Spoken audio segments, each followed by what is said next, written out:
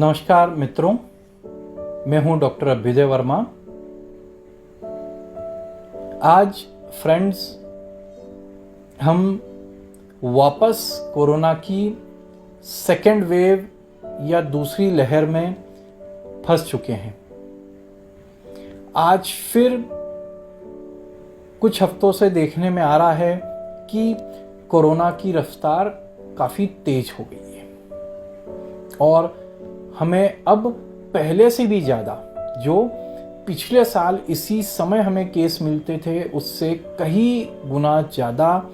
Cases अब हमें दिख रहे हैं।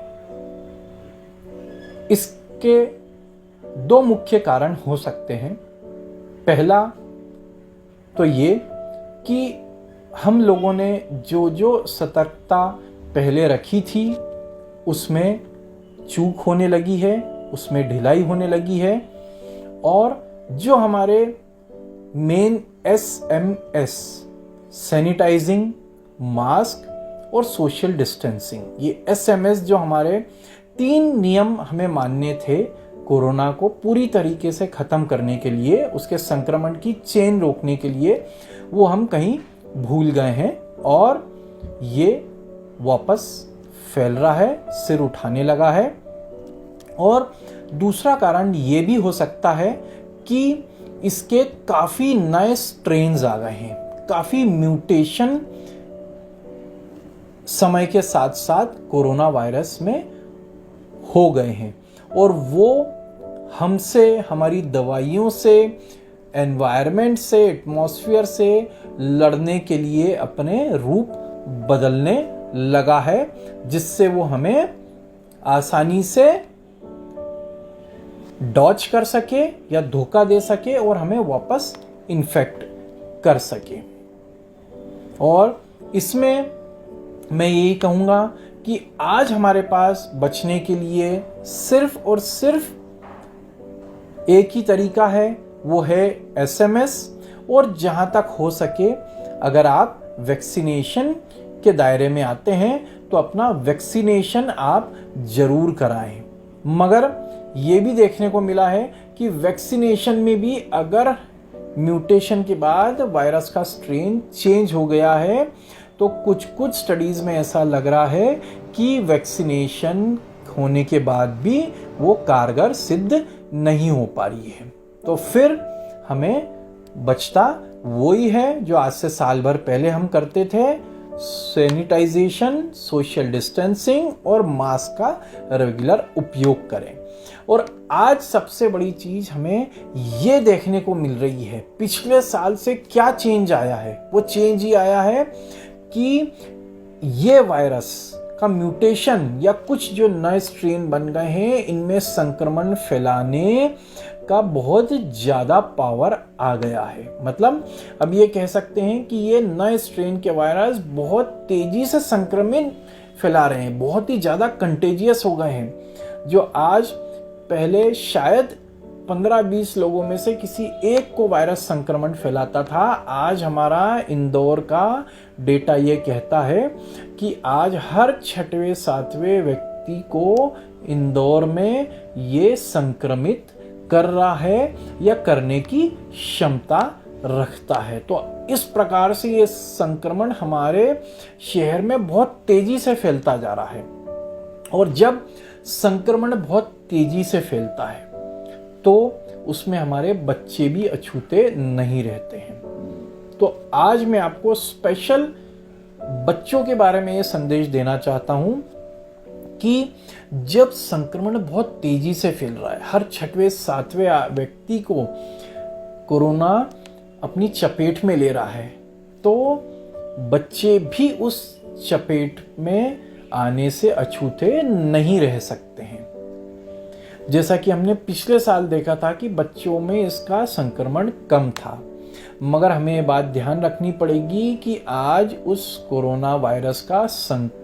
जो है म्यूटेशन हो चुका है और उसके नए स्ट्रेन्स बन चुके हैं जो शायद अब हमारे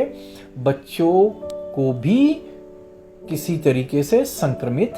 करते जा रहे हैं। पिछले 3-4 महीने की रिपोर्ट्स जो स्पेशली अमेरिका और यूरोप से आई है, उसमें देखने को मिला है कि नए स्ट्रेन का जो कोरोना वायरस है वो बच्चों को भी काफ़ी तेजी से संक्रमित कर रहा है और बच्चों में सर्दी खांसी ना होते हुए दूसरे लक्षण देखने को मिल रहे हैं, जैसे सिर दर्द, लाल लाल धब्बे होना,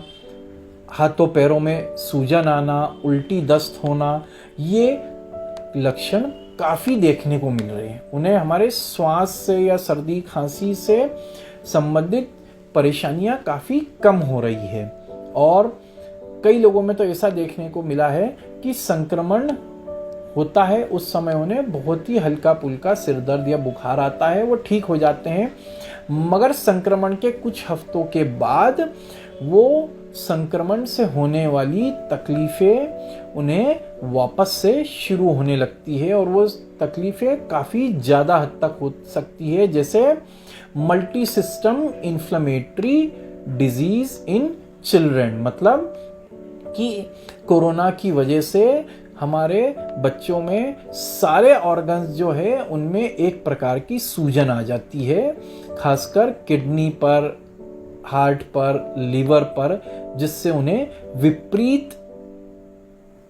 असर हो सकते हैं या इन सिस्टम्स के फेलियर्स भी देखने को मिले हैं। तो अब हमें हमारे बच्चों का विशेष ध्यान रखना है।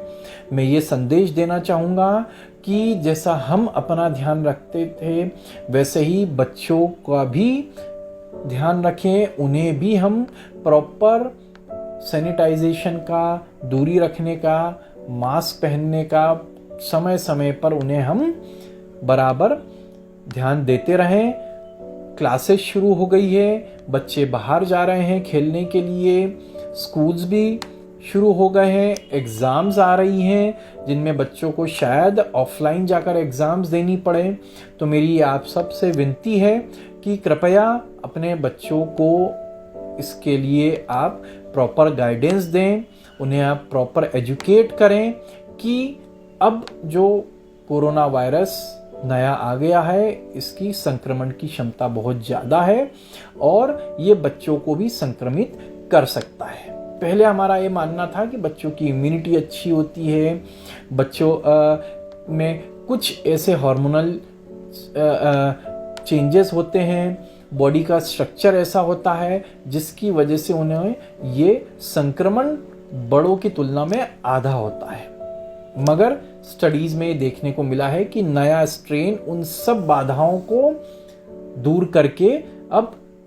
बच्चों में और बड़ों में सेम संक्रमण कर रहा है। हो सकता है हम बच्चों को नज़रअंदाज करें और उनकी तकलीफें काफ़ी बढ़ जाएं, तो ध्यान दें। तो अंत में मैं आपसे यही कहूँगा कि बच्चों को भी आप उसी प्रकार से एजुकेट करें, उन्हें उसी प्रकार से समझाएं जैसे आप और हम अपने ख्याल रखते हैं। शायद बच्चों को और ज़्यादा समझाना ज़रूरी है क्योंकि उनमें आपस में इतनी समझदारी नहीं होती है। तो उन्हें आप सोशल डिस्टेंसिंग का, रेगुलर मास्क के उपयोग का और रेगुलर सैनिटाइज़र के उपयोग का आप समय समय पर उन्हें आप जानकारी देते रहें। Thank you.